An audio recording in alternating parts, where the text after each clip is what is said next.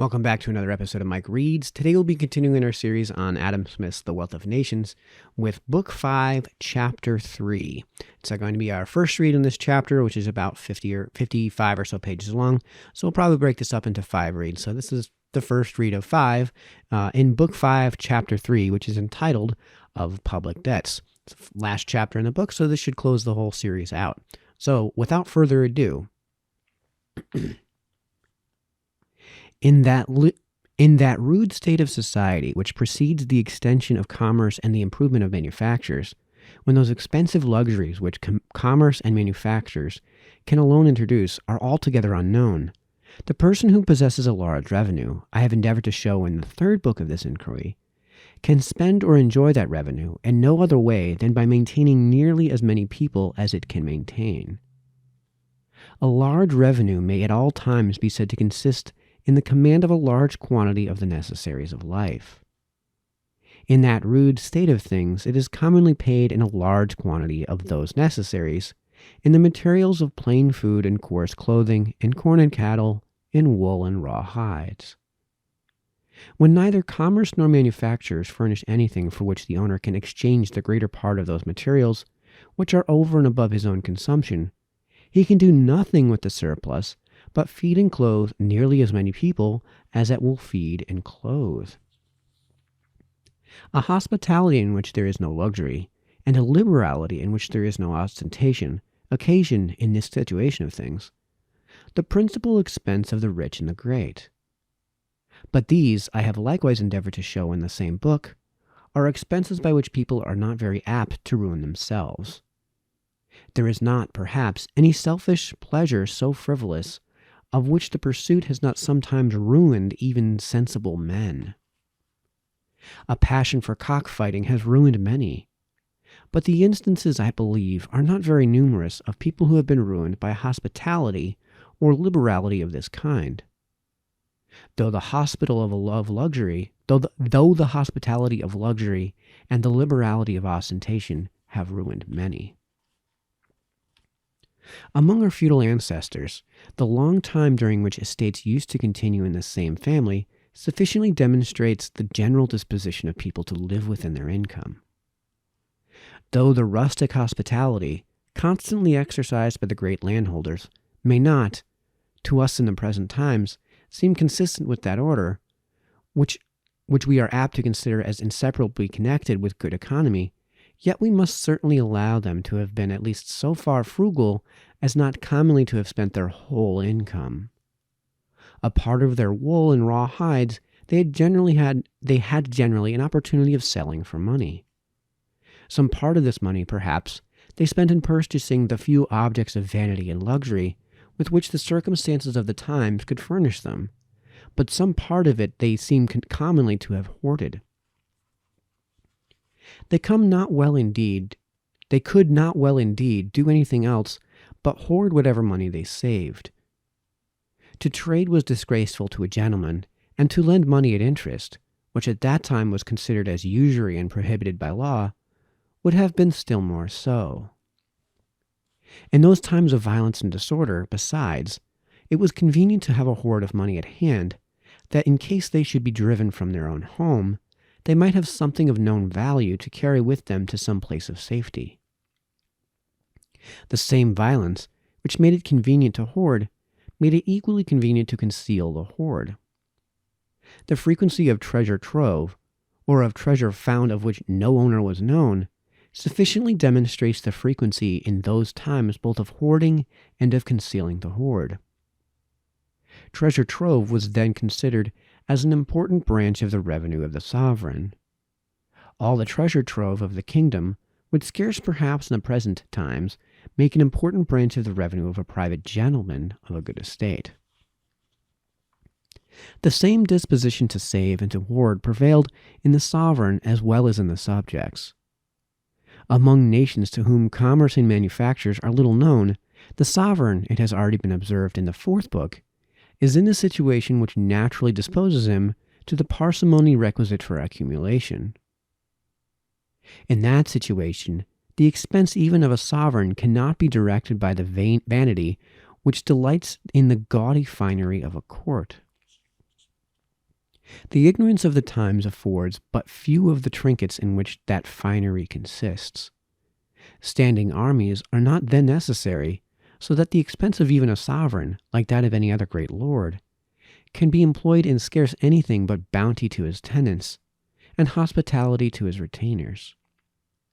But bounty and hospitality very seldom lead to extravagance, though vanity almost always does.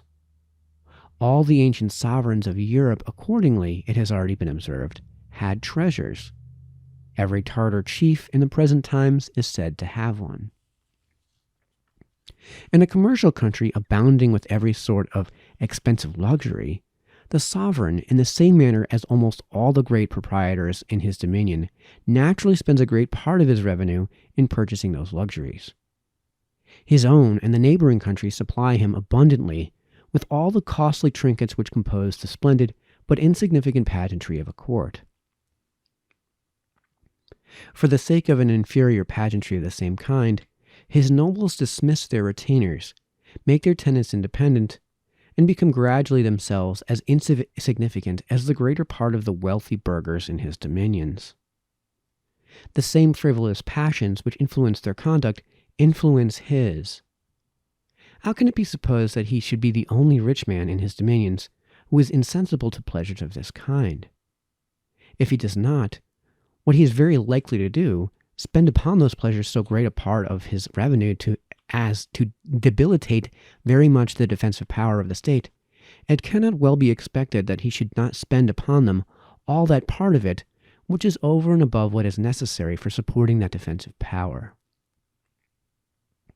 His ordinary expense becomes equal to his ordinary revenue, and it is well if it does not frequently exceed it.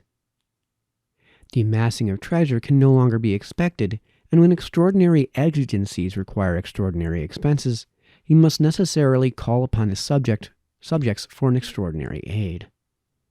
The present and the late King of Prussia are the only great princes of Europe who, since the death of Henry IV of France in 1610, are supposed to have amassed any considerable treasure.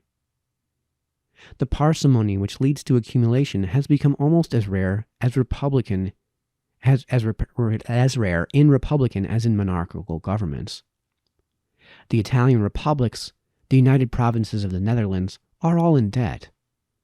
The Canton of Bern is the single republic in Europe which has amassed any considerable treasure. The other Swiss republics have not. The taste for some sort of pageantry, for splendid buildings at least, and other public ornaments, frequently prevails as much in the apparently sober Senate house of a little republic as in the dissipated court of the greatest king. The want of parsimony in times of peace imposes the necessity of contracting debt in time of war. When war comes, there is no money in the treasury but what is necessary for carrying on the ordinary expense of the peace establishment. In war, establishment of 3 or 4 times that expense becomes necessary for the defense of the state, and consequently a revenue 3 or 4 times greater than the peace revenue. Supposing that the sovereign should have, what he scarce ever has, the immediate means of augmenting his revenue in proportion to the augmentation of his expense, yet still the produce of the taxes from which this increase of revenue must be drawn will not begin to come into the treasury till perhaps 10 or 12 months after they are imposed. But the moment in which war begins, or rather, the moment in which it appears likely to begin, the army must be augmented, the fleet must be fitted out, the garrisoned towns must be put into a posture of defense. That army, that fleet, those garrisoned towns must be furnished with arms, ammunition, and provisions. An immediate and great expense must be incurred in that moment of immediate danger, which will not wait for the gradual and slow returns of the new taxes. In this exigency, government can have no other resource but in borrowing. The same commercial state of society which, by the operation of moral causes, brings government in this manner into the necessity of borrowing, produces in the subjects both an ability and an inclination to lend. If it commonly brings along with it the necessity of borrowing, it likewise brings along with it the facility of doing so. A country abounding with merchants and manufacturers necessarily abounds with a set of people through whose hands not only their own capitals, but the capitals of all those who either lend them money or trust them with goods pass as frequently or more frequently than the revenue of a private man who, without trade or business, lives upon his income passes through his hands. The revenue of such a man can regularly pass through his hands only once in a year. But the whole amount of the capital and credit of a merchant, who deals in a trade of which the returns are very quick, may sometimes pass through his hands 2, 3, or 4 times in a year. A country abounding with merchants and manufacturers, therefore, necessarily abounds with a set of people who have it at all times in their private power to advance, if they choose to do so, a very large sum of money to government. Hence the ability in the subject of a commercial state to lend. Commerce and manufactures can seldom flourish long in any state which does not enjoy a regular administration of justice, in which the people do not feel themselves secure in the possession of their property, in which the faith of contracts is not supported by law, and in which the authority of the state is not supposed to be regularly employed in enforcing the payment of debts from all those who are able to pay. Commerce and manufactures, in short, can seldom flourish in any state in which there is not a certain degree of confidence in the justice of government. The same confidence which disposes great merchants and manufacturers, upon ordinary occasions, to trust their property to the protection of a particular government, disposes them, upon extraordinary occasions, to trust that government with the use of their property. By lending money to government, they do not even for a moment diminish their ability to carry on their trade in manufactures. On the contrary, they commonly augment it. The necessities of the state render government upon most occasions willing to borrow upon terms extremely advantageous to the lender. The security which it grants to the original creditor is made transferable to any other creditor, and, from the universal confidence in the justice of the state, generally sells in the market for more than was originally paid for it.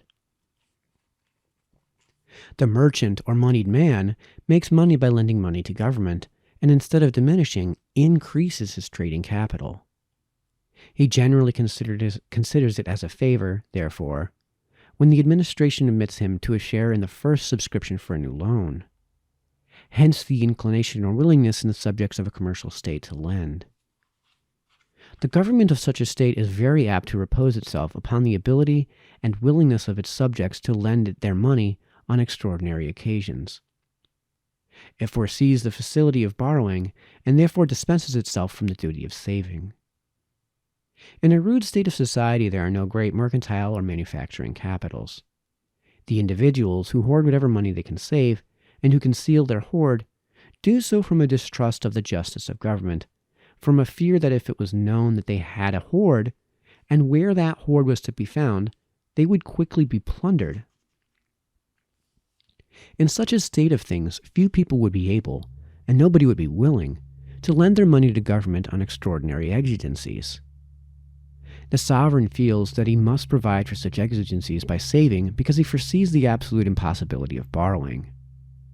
This foresight increases still further his natural disposition to save. The progress of the enormous debts which at present oppress, and will in the long run probably ruin, all the great nations of Europe has been pretty uniform. Nations, like private men, have generally begun to borrow upon what may be called personal credit, without assigning or mortgaging any particular fund for the payment of the debt, and when this resource has failed them, they have gone on to borrow upon assignments or mortgages of particular funds. What is called the unfunded debt of Great Britain is contracted in the former of those two ways. It consists partly in debt which bears, or is supposed to bear, no interest, and which resembles the debts that a private man contracts upon account, and partly in a debt which bears interest, and which resembles what a private man contracts upon his bill or promissory note. The debts which are due either for extraordinary services, or for services either not provided for or not paid at the time when they are performed, part of the extraordinaries of the army, navy, and ordnance, the arrears of subsidies to foreign princes, those of seamen's wages, etc., usually constitute a debt of the first kind. Navy and Exchequer bills, which are issued sometimes in the payment of a part of such debts and sometimes for other purposes, constitute a debt of the second kind. Exchequer bills bearing interest from the day on which they are issued, and Navy bills 6 months from the day on which they are issued. 6 months after they are issued. The Bank of England, either by voluntarily discounting those bills at their current value, or by agreeing with government for certain considerations to circulate Exchequer bills, that is, to receive them at par, paying the interest which happens to be due upon them, keeps up their value and facilitates their circulation, and thereby frequently enables government to contract a very large debt of this kind. In France, where there is no bank, the state bills, billets d'etat, have sometimes sold at 60 and 70% discount. During the Great Recoinage in King William's time, when the Bank of England thought proper to put a stop to its usual transactions, Exchequer bills and tallies are said to have sold from 25 to 60% discount, owing partly, no doubt, to the supposed instability of the new government established by the Revolution, but partly too to the want of support of the Bank of England.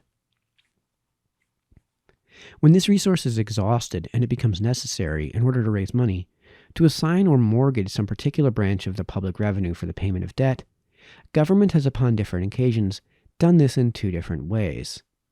Sometimes it has made this assignment or mortgage for a short period of time only, a year or a few years, for example, and sometimes for perpetuity.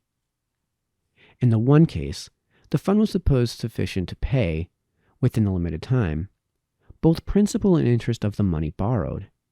In the other, it was supposed sufficient to pay the interest only, or a perpetual annuity equivalent to the interest, government being at liberty to redeem at any time this annuity upon paying back the principal sum borrowed. When money was raised in the one way,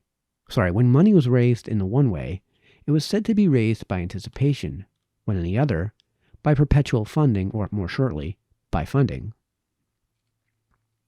In Great Britain, the annual land and malt taxes are regularly anticipated every year by virtue of a borrowing clause constantly inserted into the acts which impose them. The Bank of England generally advances at an interest, which since the Revolution has varied from 8 to 3%, the sums for which those taxes are granted, and receives payment as their produce gradually comes in. If there is a deficiency, which there always is, it is provided for in the supplies of the ensuing year. The only considerable branch of the public revenue which yet remains unmortgaged is thus regularly spent before it comes in. Like an improvident spendthrift, whose pressing occasions will not allow him to wait for the regular payment of his revenue, the state is in the constant practice of borrowing of its own factors and agents, and of paying interest for the use of its own money. In the reign of King William, and during a great part of that of Queen Anne, before we had become so familiar as we are now with the practice of perpetual funding, the greater part of the new taxes were imposed but for a short period of time, for 4, 5, 6, or 7 years only, and a great part of the grants of every year consisted in loans upon anticipations of the produce of those taxes. The produce being frequently insufficient for paying within the limited term the principal and interest of the money borrowed, deficiencies arose, to make good which it became necessary to prolong the term. In 1697, by the 8th of William III, chapter 20, the deficiencies of several taxes were charged upon what was then called the First General Mortgage or Fund, consisting of a prolongation to the 1st of August, 1706, of several different taxes, which would have expired within a shorter term, and of which the produce was accumulated into one general fund. The deficiencies charged upon this prolonged term amounted to £5,160,459, 14 shillings, 9 1/4 pence. In 1701, those duties, with some others, were still further prolonged for the like purposes till the 1st of August, 1710, and were called the Second General Mortgage or Fund. The deficiencies charged upon it amounted to £2,055,9 £999, 7 shillings, 11.5 pence. In 1707, those duties were still further prolonged as a fund for new loans to the 1st of August 1712, and were called the Third General Mortgage or Fund. The sum borrowed upon it was £983,254, 1 shilling, 9 1/4 pence. In 1708, those duties were all, except the old subsidy of tonnage and poundage, of which one moiety only was made a part of this fund, and a duty upon the importation of Scottish linen, which had been taken off by the Articles of Union, still further continued as a fund for new loans to the 1st of August 1714, and were called the Fourth General Mortgage or Fund. The sum borrowed upon it was £925,176, 9 shillings, 2 1/4 pence. In 1709, those duties were all, except the old subsidy of tonnage and poundage, which was now left out of this fund altogether, still further continued for the same purpose to the 1st of August 1716, and were called the Fifth General Mortgage or Fund. The sum borrowed upon it was £922,029, 6 shillings and no pence. In 1710, those duties were again prolonged to the 1st of August 1720, and were called the Sixth General Mortgage or Fund. The sum borrowed upon it was £1,296,552, 9 shillings, 11 3/4 pence. In 1711, the same duties, which at this time were thus subject to 4 different anticipations, together with several others, were continued forever and made a fund for paying the interest of the capital of the South Sea Company, which had that year advanced to government for paying debts and making good deficiencies, the sum of £9,177,967, 15 shillings, 4 pence, the greatest loan which at that time had ever been made. Before this period, the principal, so far as I have been able to observe, the only taxes which, in order to pay the interest of a debt, had been imposed for perpetuity, were those for paying the interest of the money which had been advanced to government by the Bank and East India Company, and of what it was expected would be advanced, but which was never advanced, by a projected land bank. The bank fund at this time amounted to £3,375,027, 17 shillings, 10.5 pence, for which was paid an annuity or interest of £206,501, 13 shillings, 5 pence.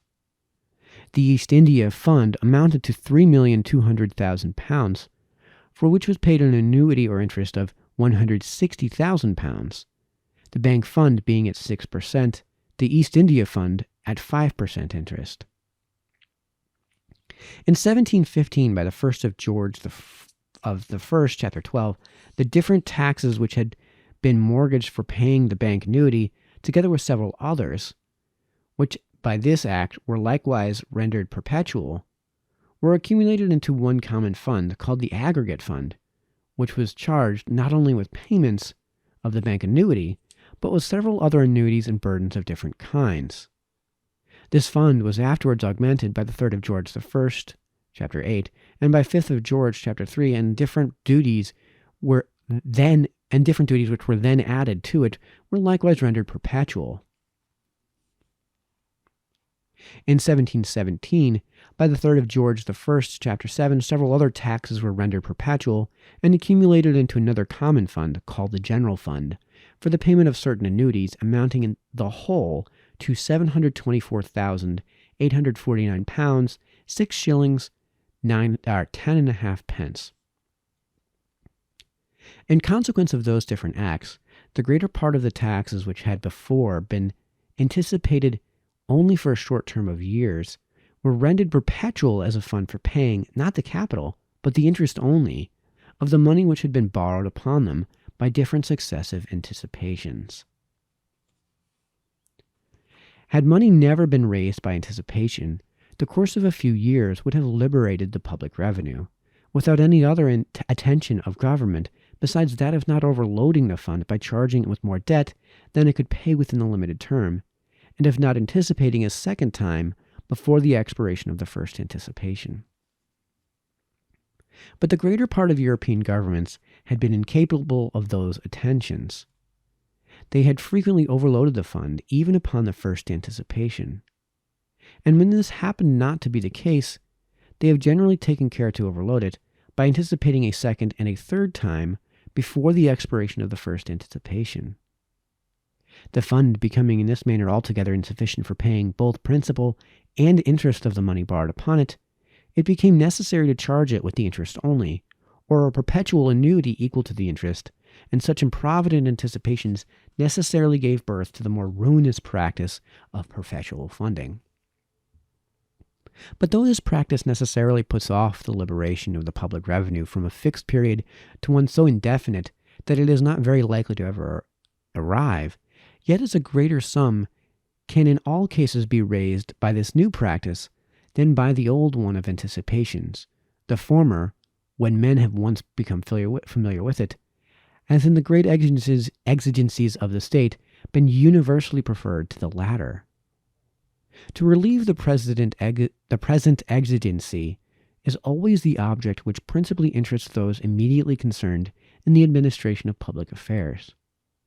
The future liberation of the public revenue they leave to the care of posterity. Okay, that looks like a good stopping point. So we will continue with with our next reading, Adam Smith's The Wealth of Nations, with Book 5, Chapter 2. So until then, or Chapter 3, sorry. So until then, this has been Mike, signing off.